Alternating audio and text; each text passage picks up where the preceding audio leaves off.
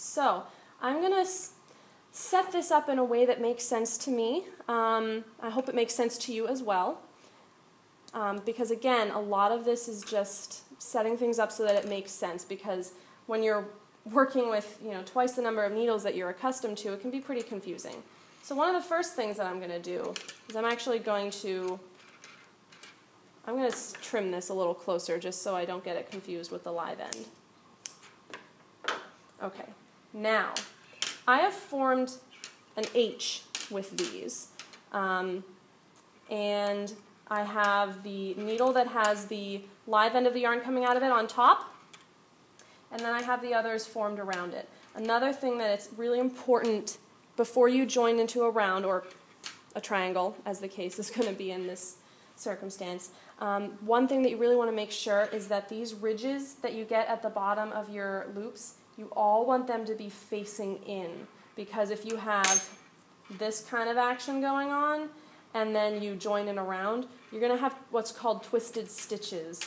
And let me tell you, you don't want to wear a twisted sock. I imagine that it would be sort of like that feeling of the sock falling into your shoe, but all the time. So, okay, now we have everything set up. We're good to go. And one thing to keep in mind as you're going along, you're always going to be knitting when you're starting a new needle. You're going to be knitting into the needle to the left of the needle that has the live end coming off, or as the case may be in this circumstance, to the bottom. So what I'm going to do is I'm going to slide these loops towards the end of my needle.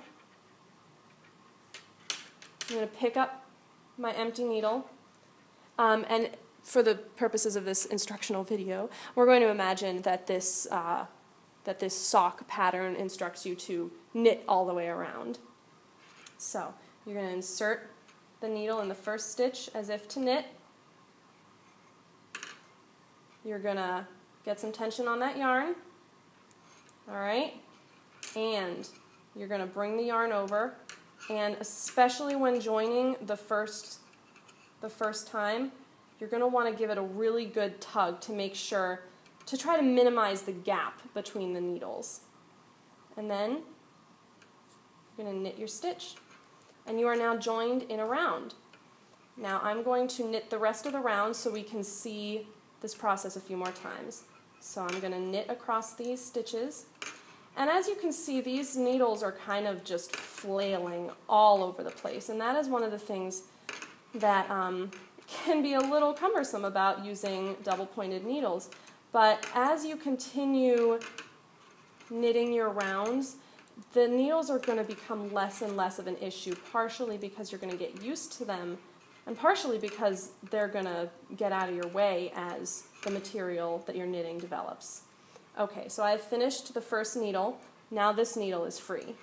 So I'm going to slide these to the middle. I'm going to lay it back down again, just so we can continue to understand how this is going.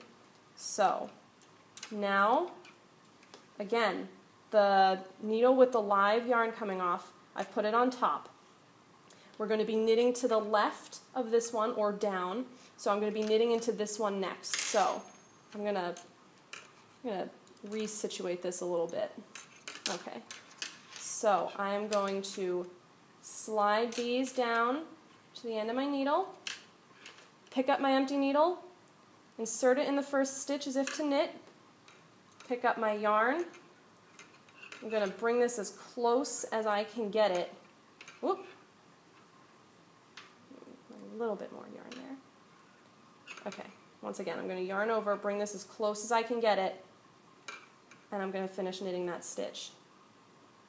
And I'm going to continue on. So, as I was saying before, with all these needles in your way, you really just kind of have to be the master of your domain. You can't let the needles have their way with you. You've got to show them who's boss. So it takes a lot of patience. It can be kind of aggravating sometimes when the needle that you need to use is just not the needle that's flying into your face. But you'll get used to it, and it'll get easier and easier as you go on. Okay, 2 out of 3 down. I'm going to finish this round. Okay, so now, again, I'm going to move this one out of the way a little bit. I'm going to slide these stitches towards the middle because that's getting a little close to the edge for my comfort. And again, knitting to the left, I'm going to slide these stitches down. Again, this is the last needle of the round. I'm going to insert this needle as if to knit, bring it nice and close, yarn over, and knit that stitch. So, I think we're going to find as we finish this round that there is still a bit of a gap between our needles, but that's actually very common when you first join in a round, that there is kind of a gap between where you, a gap where you joined. But as you start each new round, just give it a good tug, and that'll actually tighten up as you continue knitting. And the same goes if you're working with circular needles. It will tighten up as you continue working your piece. Okay, so we have completed the first round. This is still looking a little bit like a mess, but soon it's going to start to look like a really tiny sock because this is actually really, really small. We'll imagine that this is a baby sock. So again, as I guessed, there's a gap here. So when I knit my next round, I'm going to, again, want to really tug on this, and I'm going to close that gap.